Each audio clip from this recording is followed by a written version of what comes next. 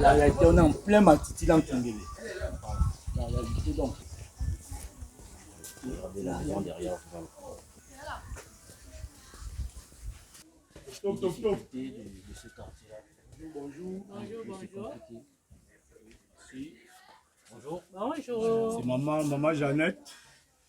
C'est papa André. Bon. On fait comment on rentre? On va rentrer. Allons, maman.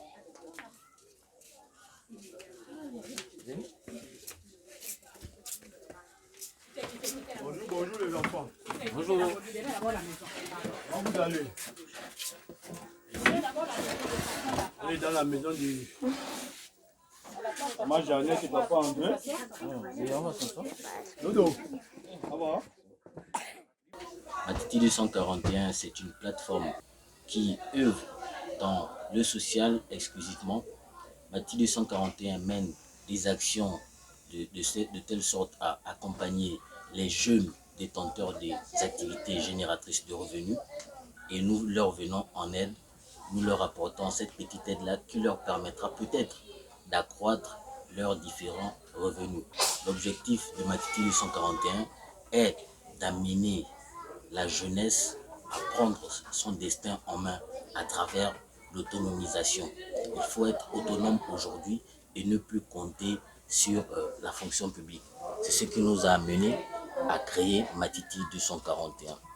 Au-delà de ça, Matiti 241 a visité un certain nombre de quartiers et avec regret, je dirais que nous avons été surpris de voir plusieurs habitations qui sont dans un état délabré.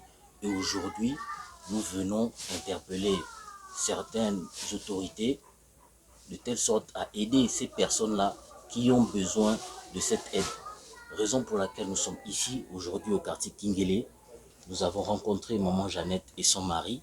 Nous avons eu leur quitus pour pouvoir filmer leur maison et ils vous expliqueront certainement les difficultés qu'ils rencontrent et au sortir de là, peut-être ils trouveront gain de cause à travers les difficultés justement qu'ils rencontrent. Je me présente, je suis M. Mambundu, je suis un fils de Nyanga, ancien fonctionnaire de police. Je suis ici, je suis moi ici. Je suis père de famille, j'ai 12 gosses, je suis le petit-fils. J'ai le problème dans mon service. Jusqu'à tel point j'ai demandé toujours le recours afin que je sois réhabilité. Et jusque-là, je n'ai pas de suite. J'ai déposé un courrier au Conseil d'État, je n'ai pas de suite. Donc, jusque-là, je suis là posé. J'ai commencé par faire l'agriculture, compte tenu de l'état de la route vers un tour là-bas, là où je suis. C'est comme ça, pour le moment, je suis posé. J'avais ma table dehors et je vendais aussi la boisson et je fais aussi les gâteaux. Même étant dans mon travail, je faisais ça avant d'aller au travail, j'ai laissé les enfants là. Depuis que j'ai perdu aussi le travail, le papa est décédé, donc je suis posée. Il est école là, et des fois il fait 2 à 3 mois. Il n'y a même pas quelque chose. Pas quelque chose. Sans vous mentir, il n'y a pas. Concernant les enfants, quand ils partent à l'école, ils sont obligés de prendre le transfert. Et les enfants se lamentent souvent quand ça arrive, ils disent maman, quand on a devoir, il faut être tôt à l'école. Mais autant qu'on attend le transfert, il y a des fois on arrive en retard à l'école. Non, c'est que on a une des difficultés. Les plus petits, il y a d'autres qui sont à l'école de Kingele. Non, ça, il n'y a pas de taxi à prendre. Il y a l'autre au 16-800.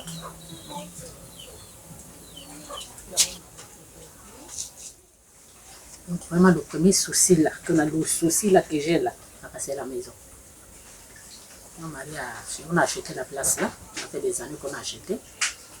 Donc, quand moi-même je faisais j'avais un peu d'activité, il y avec un monsieur, malgré que le monsieur là, il a fait 14 ans. J'ai quand même pu faire un peu la barrière là, que vous voyez là, juste derrière là-bas.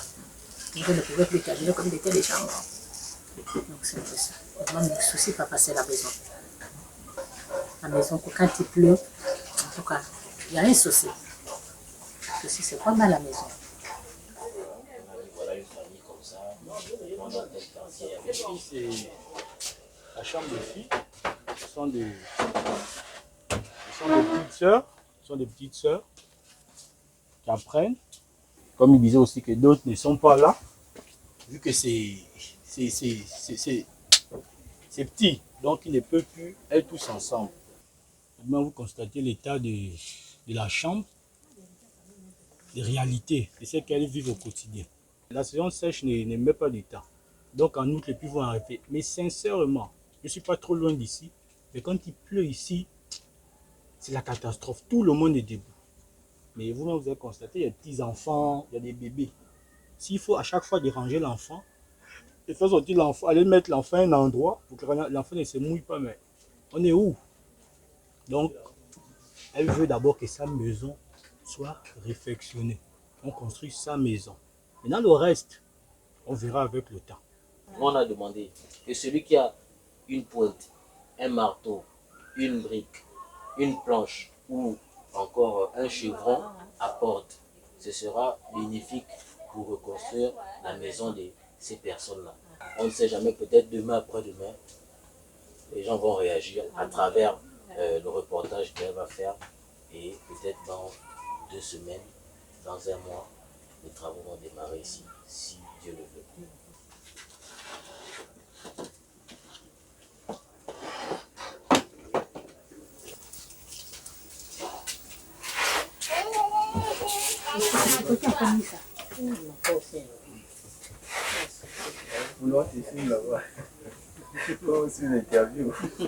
On ne peut pas se rendre aussi tout le temps à la télé, aller demander l'aide. Il y a d'autres qui ont vraiment honte dans le cœur. Même s'il y a un souci. Il y a des gens, quand tu as un souci, il y a d'autres qui ne se présentent pas sur le jour pour dire que non, voilà, j'ai tel souci. Et la honte nous prend aussi. Mais sur l'occasion, aujourd'hui, j'ai béni l'Éternel, comme Dieu a touché les gens, que les gens viennent vers nous pour dire ce que nous avons le besoin qu'on a dans nos cœurs. Donc j'ai béni le Seigneur pour ça. Et que Dieu vous bénisse. Et que ça se réalise. C'est pour ça que je veux vraiment que ça se réalise. Ça se réalise. Bon. Boss, merci encore. Merci encore.